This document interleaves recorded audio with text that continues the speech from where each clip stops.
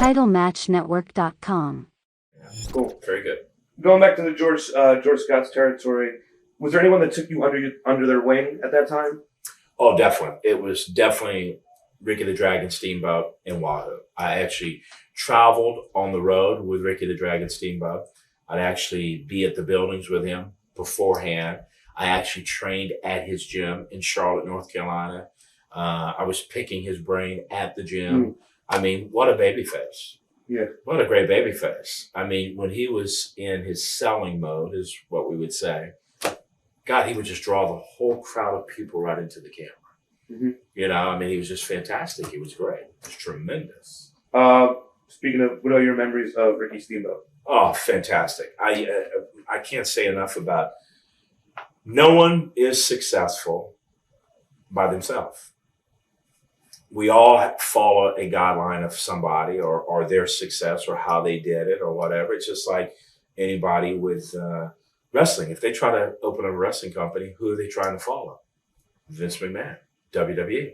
They're the number one product. So they're going, same thing with me. Again, Ricky the Dragon Steamboat, man, I can't tell you how much he helped my career. I actually drove up and down the road with him. I would actually go to the building beforehand and actually work out in the ring with Ricky the Dragon Steamboat. Mm-hmm. Yeah, I mean, I'm very, very thankful. Matter of fact, when I just did my return back on August the 1st at Mohegan Sun Casino, one of the persons I was so excited about seeing backstage was Ricky the Dragon Steamboat. Right. And he came up to me and talked to me, and also Wahoo. So I was really blessed at the beginning because I had two great talents that really took me underneath. I was just going to ask you about your memories of Wahoo McDaniel. Oh, fantastic. I mean, here I am, Native American greenhorn, mm-hmm. not knowing anything, being real Native American, and Wahoo, really native. Choctaw, I think, is his nation, his tribe. And here I'm standing in the ring with Wahoo McDaniels. He's been on TV all throughout the South. Everyone knows him. I'm here I'm standing in the ring with a great. And not only just a great, but someone that represent the same people I represent, mm-hmm. a Native American. So who better to be in the ring? Because what I do, even though it's a character, when we turn the cameras and everything off, the character is real to me. Right. I'm real Native American. Right. You know, so what's so important with Wahoo at that time and so important with me now is when you represent a whole nation of people, which there's 1,835 different tribes throughout the United States, Alaska, and Canada. You're representing a humongous amount of people. So Wahoo just helped me to know how to portray that in the ring too. Right. Because we're going to be very, very careful how we represent, just like how anybody mm-hmm. represents their people, because you don't want to offend your nation of people. And Wahoo showed me the proper things to do in the ring too. He was fabulous. He was fantastic. I talked about how you wound up working for George Scott, but what were your thoughts on George? Oh, I loved him. He was fantastic. Had a great mind for the business. Everything to him is just like this interview, a shoot interview. Right. With him, everything was a shoot. Everything was real. You know, when you go out there, be serious. You know, you're Native American, you know. So he was great. His whole psychology and everything was, you know, what would you really do in a real situation? If you're getting ready to whip up on someone, are you going to turn around and ask the fans, or are you just going to whip up on the guy? Mm-hmm. You know, so his psychology was great. So what was so great about him is here I am getting taught by someone that not only had been Booker for WWF, right, but being taught by someone that had years of wisdom. So I was really blessed to be able to be around a Buddy Rogers and a George Scott. And then from there, the guys that I met from being there, was tremendous. Did you guys come up with your own interviews back then, or? Oh, yes. Yeah, they wouldn't like hand you, like, here's a script. I'm going to ask about that later. Here's what we want you to say. No, not at all. That's the reason why guys were so great, the things that they cut in an interview, the things that they stated, the things that they would do in an interview. Mm-hmm. It was all their own creative ideas. Now, what was so great too is our team, our family, how we work together. Sometimes guys would come up and go, "Hey, you mind if I give you a little bit of advice?" And the way we were back then, sure.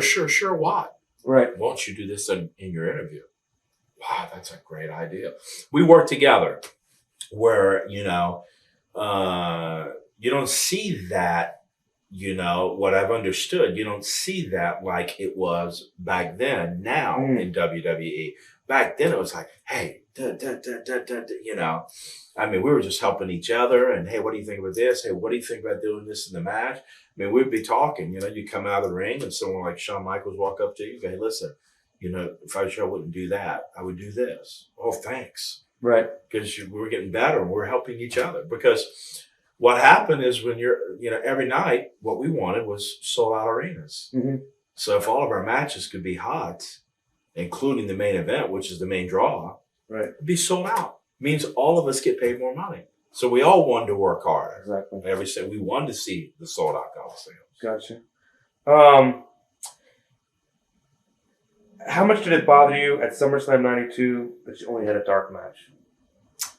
With the Berserker. Right. Yeah. It didn't bother me. Matter of fact, it was planned that if we had the time, it would be live. Okay. But also I knew that possibly it would not be live because, when you're with all the matches they already set that were definitely advertised matches, knowing how pay-per-views go and know the things that happen and not precise timing, I realized that we only got a small window, but it didn't bother me at all not being on the pay-per-view because, here I had already been on a major pay-per-view. It wasn't the end of the world because WWF did many pay-per-views, don't do as many as what they do now, but we did back in that day 4, and then, not only that, I get to go out and I get to wrestle in Wembley Stadium with 80,000 plus. I think it was like 80,400 and something. Right.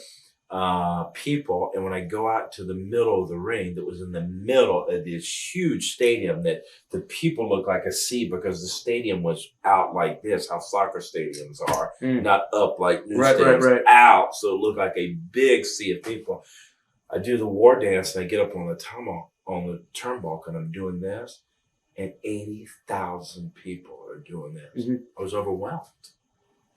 I think you ever weren't live. I'm like, my God, look at this, 80,000, what an experience. How can you walk out from that experience and go, what a negative experience? I wasn't live, so, but, I got to go in there, beat the Berserker, and everyone knew the match had happened. Dark match, yes, but man, look at all the other pay-per-views I was involved with. True. TitleMatchNetwork.com